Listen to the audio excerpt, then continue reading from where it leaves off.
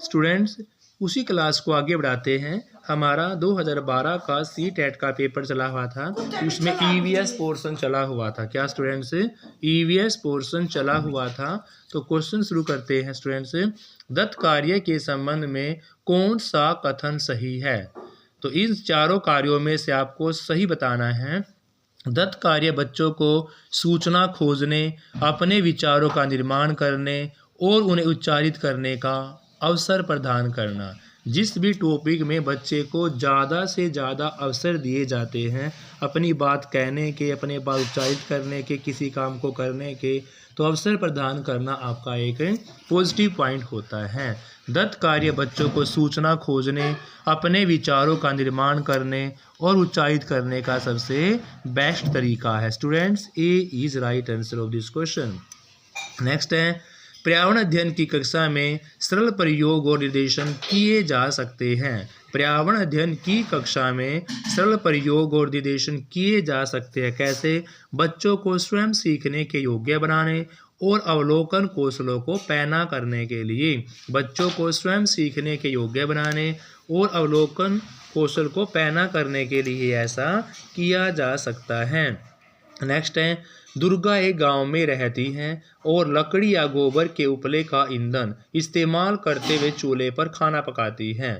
पिछले 3 महीने से उसे तेज खांसी आ रही है, तो इसका क्या कारण हो सकता है? स्टूडेंट्स, क्योंकि दुर्गा गांव में रहती हैं, वह खाना भी लकड़ी या गोबर के उपले का इस्तेमाल करके बनाती हैं, तो 3 महीने से खांसी होने का एक ही रीज़न हो सकता है कि जलते हुए ईंधन से उत्पादित काला धुआं जो उसकी श्वसन नली में जमा हो गया होगा, जिससे उसको दमा होने की शिकायत होगी, इसलिए उसको तेज खांसी आ रही है। तो D is right answer of this question.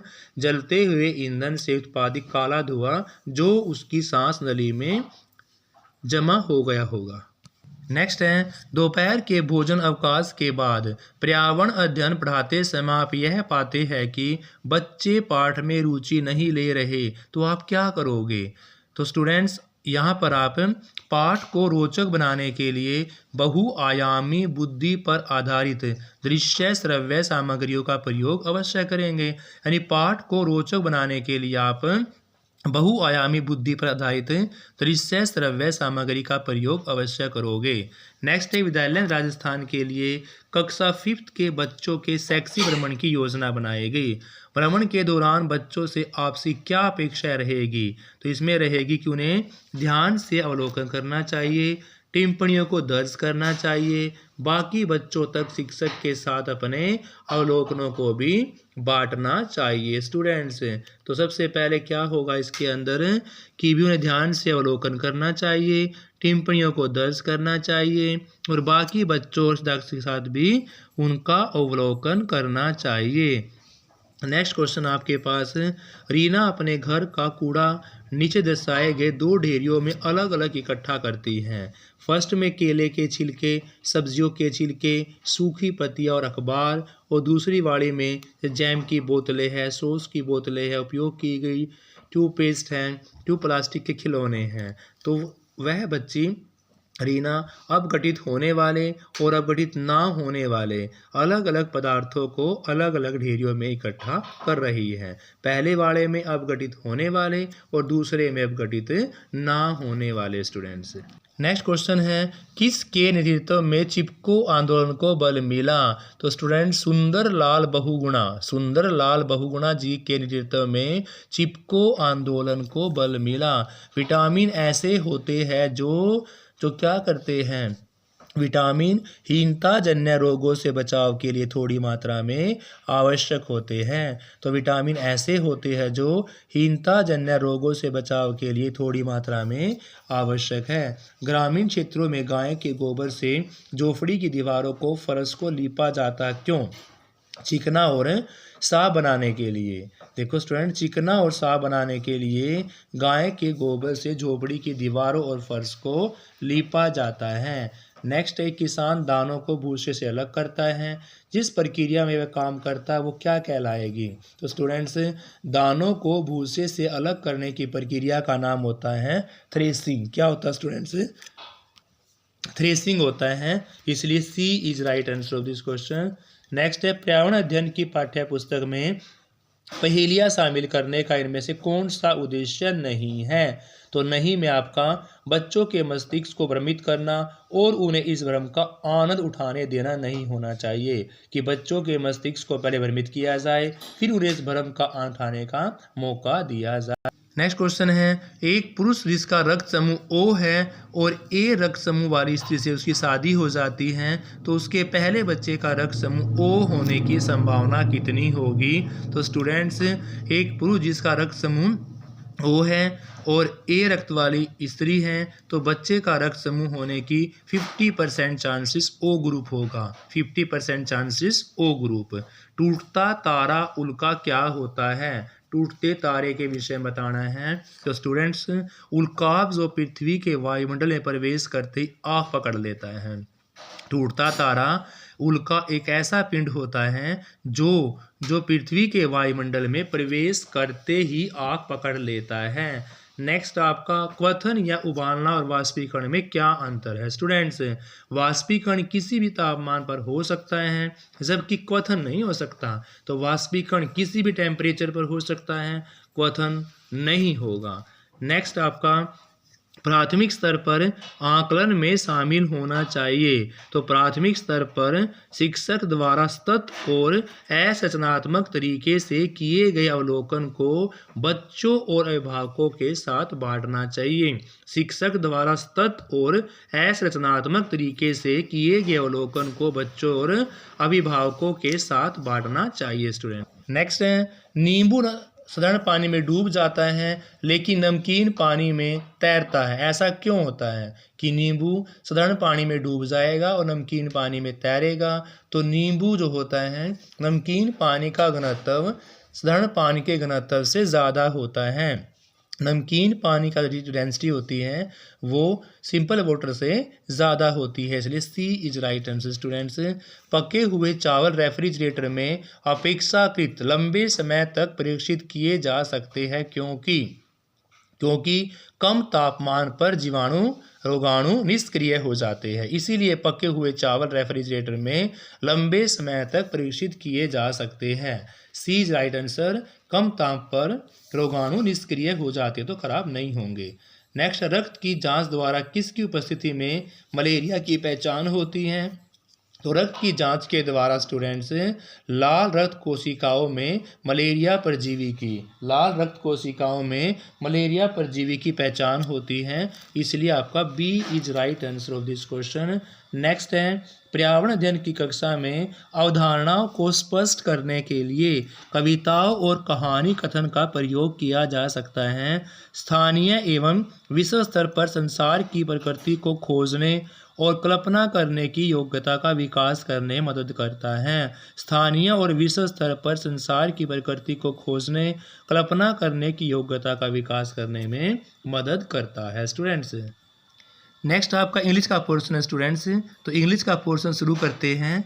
The spoken skills in the language teaching classroom can be developed through, कि भी जो लैंग्वेज में स्किल्स होती है स्पोकन स्किल्स वो किस प्रकार से डेवलप की जा सकती है। तो group activities where learners can talk in whichever language they would like to. तो ग्रुप की एक्टिविटीज़ करवाने से बच्चे के अंदर स्पोकन स्किल्स को इम्प्रूव किया जा सकता है।